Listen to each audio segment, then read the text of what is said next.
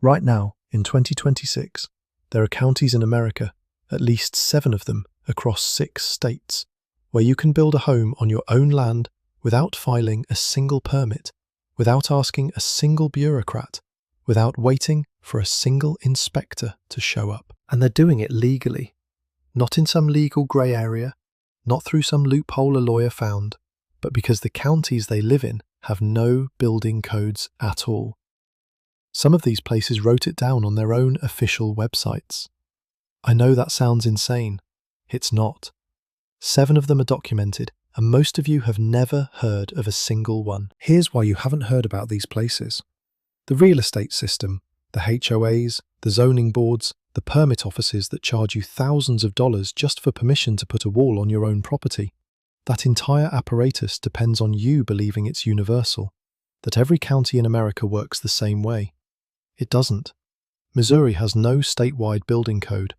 Tennessee built one and then let rural counties walk away from it. Alaska has an area larger than Texas with no local government at all. These aren't rumors from homesteading forums. These are facts from official county pages, engineering letters, and growth policy documents that anyone can read, if they know where to look. And the people already living in these places? They're not survivalists hiding in bunkers. They're families, retirees, and first-time builders who got tired of asking permission to exist on land they already paid for. This is where they went. Let me show you. Tennessee did something no other state has done. It created a statewide residential building code, a full, comprehensive set of construction rules, and then opened a back door. The state legislature gave every county a choice: adopt the code or opt out. Most urban and suburban counties adopted it, but the rural ones, the ones with rolling hills and small populations and long traditions of self-reliance, walked through that exit. Fentress County walked through it. Fentress County sits on the Cumberland Plateau in north-central Tennessee, about 18,500 people spread across 503 square miles of sandstone bluffs, hardwood forest, and narrow river gorges. The big South Fork of the Cumberland River carves through the eastern part of the county, creating a landscape so rugged that parts of it weren't fully mapped until the 20th century. This is not Nashville suburbs. This is not Chattanooga sprawl. This is terrain that has resisted centralized governance, not as a political statement, but as a geographic fact. When Tennessee passed its opt-out system, Fentress County chose to stay out. That means the state does not enforce its residential building code in the county, and the county has not adopted one of its own. If you own unincorporated land in Fentress County, you can build a home without submitting plans to anyone, without a county building permit, without a construction inspection. The structural decisions are yours. Now, and this is where honesty matters, that doesn't mean zero regulation. Electrical inspections are still required at the state level. Septic system permits are still required for waste disposal. And if you're inside one of the small incorporated towns within the county, that town may have its own codes. But outside those town limits, on the raw, unincorporated land that covers most of the county, the building code simply does not apply. What makes Tennessee's system unique is the architecture of the opt-out itself. Most states either impose codes from the top down or leave the decision entirely to local governments. Tennessee built the code, published it, funded training for it, and then said, "You don't have to use it." That takes a specific kind of legislative philosophy. It's not neglect, it's an engineered choice. Fentress County took that choice and ran with it. The honest drawback here is access. Fentress County is about 2 hours from Knoxville, over an hour from Cookeville, and the nearest hospital is a significant drive depending on where you build. Cell service is unreliable in the hollows. If you need immediate medical care, the distance could matter. This is the trade-off. The same geography that keeps the regulations away also keeps the infrastructure sparse. But for the people already building there, and they are building right now in 2026, the math is simple. They'd rather drive an hour to a hospital than spend a year waiting for a permit office to approve their own home on their own land. That's not theory, that's documented behaviour. And Tennessee isn't even the most explicit example on this list. The name alone confuses people. Texas County, Missouri, not the state of Texas, but a county named after the Republic of Texas, which was an ally of Missouri during early statehood. That bit of naming trivia turns out to be weirdly appropriate, because Texas County shares something with its namesake, a deep institutional distrust of telling people what they can build. Missouri has no statewide residential building code. None. The state simply never created one. Code adoption is left entirely to counties and municipalities, and in rural Missouri, most counties never bothered. Texas County is one of them. Multiple land listings from 2024 through 2026 explicitly promote tracts in unincorporated Texas County by stating, directly in the listing text, that county building permits are not required. 25,500 people live across the county's 1,179 square miles. That's about 22 people per square mile. The landscape is Ozark Plateau, not flat farmland, not open prairie, but a maze of hollows, ridges, forested slopes and river valleys where the Current River and the Jacks Fork run cold and clear through limestone bluffs. This terrain has resisted centralized governance for 200 years, not because people fought the government, but because the government could never efficiently reach into every hollow and ridge. The regulatory absence here isn't a policy decision someone made. It's the natural state of a state that never imposed codes from above. Missouri said, "Counties, you decide." Texas County decided by not deciding. There is no county building department. There is no permit counter. There is no inspection schedule. You buy your land, you build your structure, and the county is not involved. Now the important caveat. Formal county documentation of this no permit status is sparse. You won't find a county webpage that says "no permits required" in bold letters the way some other places on this list do. The evidence comes primarily from real estate marketing and homesteading community commentary, sellers and residents confirming what the county doesn't deny. That's a different quality of documentation than an official county FAQ, and you should know that distinction before you make decisions. Septic systems still require permits in Missouri. Electrical work has state-level requirements, and if you're inside an incorporated town, Houston, Licking, Kabul, those towns have their own rules. But in the vast unincorporated stretches of Ozark Forest and River Valley, the building code is whatever you decide it is. The drawback is economic. Texas County's economy is thin, jobs are scarce. The nearest city of any size is Springfield, about 2 hours northwest. If you're planning to build here, you're planning to bring your income with you, remote work, retirement savings, or a self-sustaining operation. The land is cheap because the opportunity is sparse. But for someone whose primary goal is to build freely on their own terms, that trade-off starts to look less like a sacrifice and more like a filter that keeps the permit offices away. And if you want that same freedom, but with something a lot more official behind it, the next county over in Missouri wrote it down. This is the one that stops people mid-scroll. Lawrence County, Missouri doesn't just lack building codes, it states their absence as official county policy.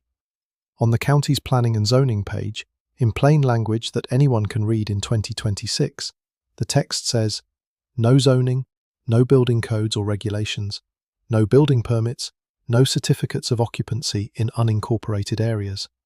The only county-level permit required is for construction of a septic tank system. That's it. That's the entire regulatory footprint for building a home on unincorporated land in Lawrence County." Let me tell you why this matters more than it might seem. Most no-code counties in America operate in silence. They don't have codes, but they don't advertise the fact. You have to infer it from the absence of a building department, from land listings that mention it in passing, from forum posts where residents confirm what the county never formally stated. Lawrence County did the opposite. Someone sat down, wrote a page, and told you exactly what the county does not do. That level of explicit documentation is rare enough to be functionally unique in the United States. A 2026 contractor-oriented guide mirrors this language. Residents confirm it in forum posts from 2025. This isn't a rumor. This is a county that documented its own freedom. 38,000 people live in Lawrence County, making it one of the larger population entries on this list. The county sits in the southwest corner of Missouri, near Joplin and Springfield, which means unlike some of the more isolated places we've talked about, you actually have access to regional hospitals, grocery stores, and supply chains within a reasonable drive. The landscape is rolling Ozark prairie, gentler than the deep hollows of Texas County, more open, more farmable, more buildable in practical terms. People are building homes in unincorporated Lawrence County right now. People are living in RVs on their own land in unincorporated Lawrence County right now. They're doing it specifically because they read that county page and realized they didn't need to ask anyone. Ask any local in the unincorporated areas and they'll tell you the same thing. The county doesn't come out, doesn't inspect, doesn't require plans. The important distinction: incorporated cities inside the county, Aurora, Mount Vernon, have their own municipal regulations. If you buy a lot inside city limits, you're under city code. The freedom applies to unincorporated land, and Lawrence County has plenty of it. The drawback is tornado exposure. Southwest Missouri is squarely in the path of severe spring weather, and if you're building without code requirements, the structural decisions that protect you from high winds are entirely your responsibility. No inspector is going to tell you your roof strapping is inadequate. No permit reviewer is going to flag your anchor bolts. That freedom runs both directions, and anyone building here needs to understand that the county's absence from your construction process means the consequences of bad engineering are yours alone. But for people who know how to build, or who hire contractors they trust, that's not a threat, it's an arrangement. You take responsibility, you gain autonomy. And Lawrence County is the only place in America that put this arrangement in writing on an official county webpage. That alone makes it worth knowing about. But the next place takes this idea further west and higher up. Colorado, a state that most people associate with ski towns, craft breweries, and some of the most expensive real estate in the Mountain West. But Colorado has a structural secret. It has no statewide building code. Code adoption is left entirely to local governments, and Delta County, on the western slope of the Rockies, chose not to adopt. The county's official building and land use page states it in clear language. No building permits are required, and no certificates of occupancy are issued for construction in unincorporated areas. The county FAQ goes further, clarifying that Delta County has not adopted building codes and that technical construction questions should be directed to engineers, because the county has no code review staff, no inspection department, no apparatus for evaluating what you build. Here's what makes Delta County worth paying close attention to. Third-party buildability sites, the kind that aggregate permit requirements across the country, list Delta County as requiring permits. The county's own FAQ explicitly contradicts those sites. This is a documented case where the internet's aggregated wisdom is wrong, and the actual county government is telling you so.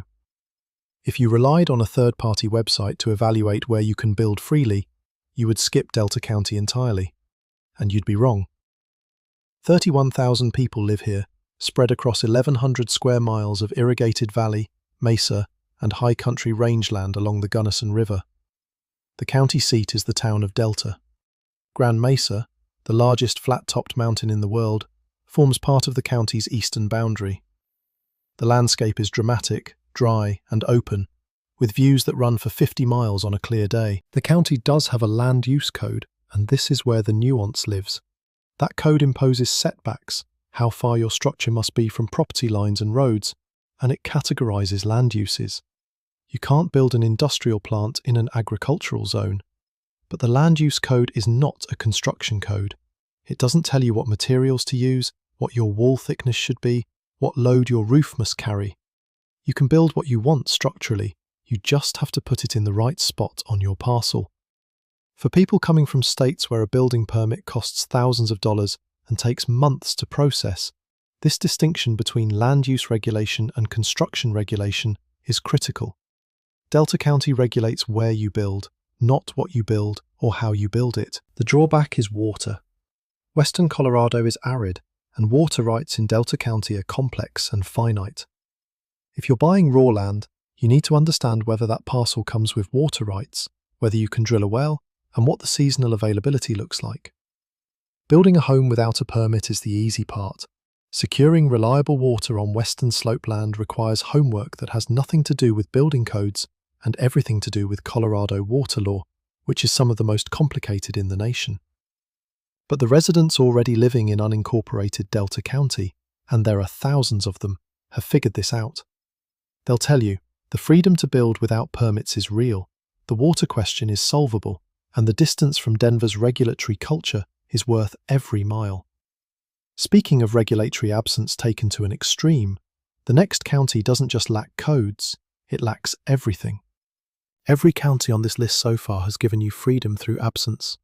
No codes adopted, no permits required, no inspectors dispatched. Greenlee County, Arizona, goes further. The county's official engineering letter states that it has adopted no building codes, does not recommend design loads, does not review plans, does not inspect construction, and does not issue certificates of occupancy. Read that again. No code, no plan review, no load recommendation, no inspection, no occupancy certificate. The county is telling you, in a formal document from its own engineering office, that it is not involved in what you build. This is the most complete regulatory abdication of any county on this list. Other places lack codes. Greenlee County lacks the entire apparatus. There is no building department to ignore your project. There is no office to not file with. The institutional infrastructure that would regulate construction simply does not exist at the county level. Now, Arizona state law does require the county to issue a building permit, so Greenlee County technically issues one at the time of application. You fill out a form, you get a piece of paper, but that's where it ends. No plans are reviewed before or after that paper is issued. No loads are checked. No inspector shows up during construction. No inspector shows up after construction. The permit exists to satisfy a state law checkbox. It is a bureaucratic formality with no regulatory content behind it. Bob Vila's nationwide survey of county building regulations identifies Greenlee as Arizona's sole county with no residential building codes. 9,500 people live in Greenlee County. The landscape is Sonoran to transitional desert. Copper-rich mountains, deep canyons along the San Francisco River, juniper and pinon at elevation, saguaro and mesquite lower down. The town of Clifton clings to the canyon walls, with houses built at angles that would give a California inspector a heart attack. Morenci, just up the hill, exists because of the massive open-pit copper mine that has shaped the county's economy for over a century. The trade-off is heat and isolation. Summer temperatures in the lower elevations regularly exceed 110 degrees Fahrenheit. The nearest major hospital is in Safford, about an hour away. The nearest city of any real size is Tucson, about 3.5 hours south. Cell service outside the main towns is unreliable. If something goes wrong on your build site, you are solving it yourself. But think about what that engineering letter represents. A county government sat down, drafted a formal document, and told you explicitly that they are not involved in your construction. They don't recommend, they don't review, they don't inspect, they don't certify.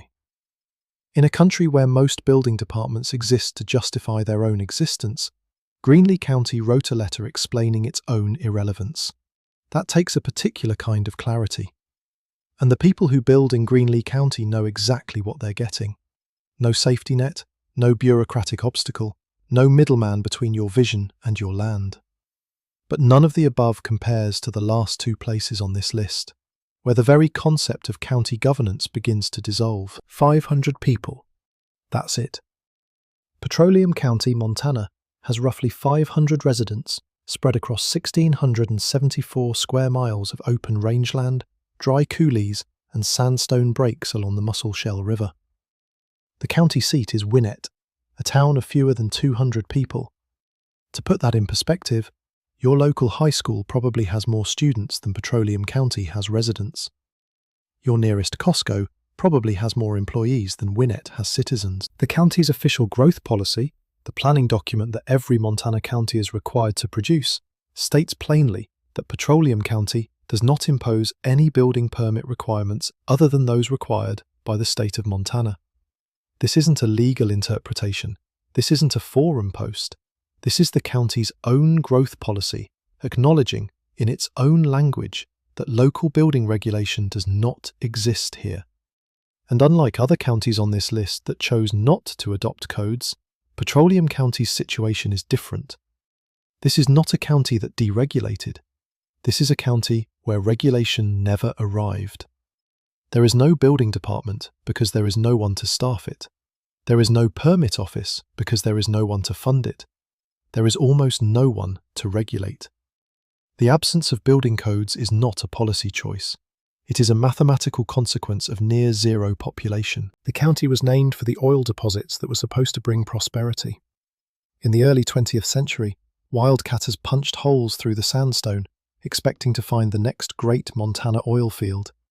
Some oil came, not enough. The boom that was supposed to fill the county never materialized. The homesteaders who came for wheat found soil too thin and rainfall too scarce. The county emptied instead.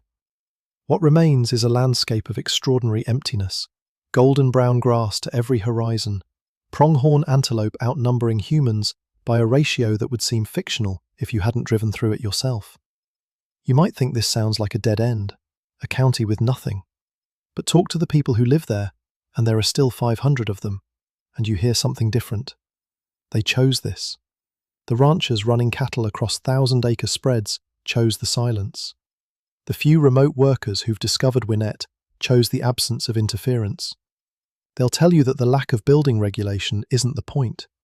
It's a symptom of the deeper freedom, which is the freedom of being genuinely, profoundly left alone. The drawbacks are severe and obvious. The nearest hospital is in Roundup, about 70 miles south. The nearest significant grocery store is about the same distance. Winter temperatures drop well below zero, and the wind across the open rangeland is relentless. There is no public transit. There are stretches of the county where cell service simply does not exist. If you are not self-sufficient, this place will defeat you. But that's exactly the filter. Petroleum County doesn't attract people who want convenience. It attracts people who want to be left alone so completely that the government itself forgot to show up. And the growth policy, that formal document sitting on a county server somewhere, read by almost nobody, confirms what the residents already know. Out here, you build what you want, because there is no one to tell you otherwise. I want you to sit with that number for a second. 500 people. A county larger than Rhode Island. A growth policy that reads like a confession. We don't regulate building because we barely exist as a government. If you've ever fantasized about finding a place where the system simply isn't present, not hostile, not friendly, just absent, Petroleum County is that place. And it still isn't the most extreme example, because there is one more entry on this list, and it makes everything else look like a suburb. 323,000 square miles. Let that number settle. The unorganized borough of Alaska covers an area larger than the entire state of Texas, larger than any single county, parish, or borough in the United States, by a factor that is genuinely difficult to comprehend from the lower 48. And across all 323,000 of those square miles, there is no borough-level government. None. No zoning board, no building department, no permit office, no inspection schedule, no local building codes, no local construction regulations of any kind. This is not a county that deregulated. This is not a county that opted out. This is not a county that chose not to adopt codes. This is a territory that was never organized in the first place. The unorganized borough is the constitutional default in Alaska. The land that was never incorporated into any organized borough, never given a local government, never assigned the institutional apparatus that the rest of America takes for granted. The freedom here isn't a policy decision someone made in a courthouse. It's the original condition of the land. You're not living outside the system. You're living where the system never reached. 77,000 people live there. Spread across an area larger than Texas, that works out to roughly one person for every 4 square miles. I know that sounds like it can't be real. It is. You could walk for hours in parts of the unorganized borough and never encounter another human, another structure, another sign that anyone has ever been there. The scale of emptiness is not metaphorical. It is literal, physical, and absolute. Off-grid communities across the unorganized borough describe their regulatory environment in identical terms. No local building codes, no inspections, no fees, no permits, no zoning. Property owners build as they wish, subject only to state-level and federal regulations, which in practice means septic and electrical standards where applicable, and environmental protections on certain federal lands. But at the local level, the level where most Americans encounter building regulation, that level does not exist. There is no local level. The borough was never organized. The government was never created. The office was never staffed. Think about what that means for someone who spent 6 months waiting for a county permit review back in Oregon or Virginia or New Jersey. Think about someone who paid $4,000 in permit fees just to add a room to their own house. Think about someone who was told by a building inspector that their off-grid cabin needed a 200-amp electrical panel it would never use because the code required it. Now imagine telling that person, there is a place in America, a place larger than Texas, where the entity that would impose those requirements on you does not exist, was never created, has no office, no staff, no phone number. It's not that they'll leave you alone, it's that they were never there to begin with. The drawbacks are proportional to the freedom. Parts of the unorganized borough are accessible only by bush plane or boat. Winter temperatures in interior regions drop to 40 and 50 below zero, not wind chill, actual air temperature. Medical evacuation can take hours. Supply chains are measured in weeks, not days. Building materials cost 2 to 3 times what they cost in the lower 48 because everything arrives by barge or small aircraft. The growing season in many areas is measured in weeks. The nearest hardware store might be a $200 plane ride away. This is not hobby homesteading. This is a commitment that will test every skill you have and several you don't. And yet, 77,000 people made that commitment. They're out there right now, in 2026, in cabins they built with their own hands, on land where no inspector has ever set foot. They fish, they hunt, they haul water, they split wood, they maintain generators, they live with a degree of autonomy that most Americans can't even conceptualize. They're not characters in a documentary. They're your contemporaries, living in a part of America that most of the country has simply never bothered to think about. The unorganized borough is not a loophole. It's not an oversight. It's the last place in the United States where the question of building permits is irrelevant, not because someone abolished them, but because the institution that would create them was never built. You want to live without permission? This is what that looks like when it's taken to its absolute, geographic, constitutional extreme. An area larger than Texas. No local government, no code, no permit, no inspection, no certificate. Nothing between you and your land except whatever you're willing to build with your own hands. Here's a sentence I never thought I'd write in a script about American real estate. In the unorganized borough of Alaska, the concept of asking permission to build on your own land is not just unnecessary, it's structurally impossible. There is no one to ask. Every place on this list is documented. County pages, engineering letters, growth policies, public records that anyone can read. The information was never hidden, it just wasn't handed to you. The question isn't whether these places exist, it's why you were never told about them. Which one would you actually build on? And which one scares you too much to consider? Drop it in the comments. And if this kind of research matters to you, subscribe. There are more corners of this country that the permit offices don't want you mapping.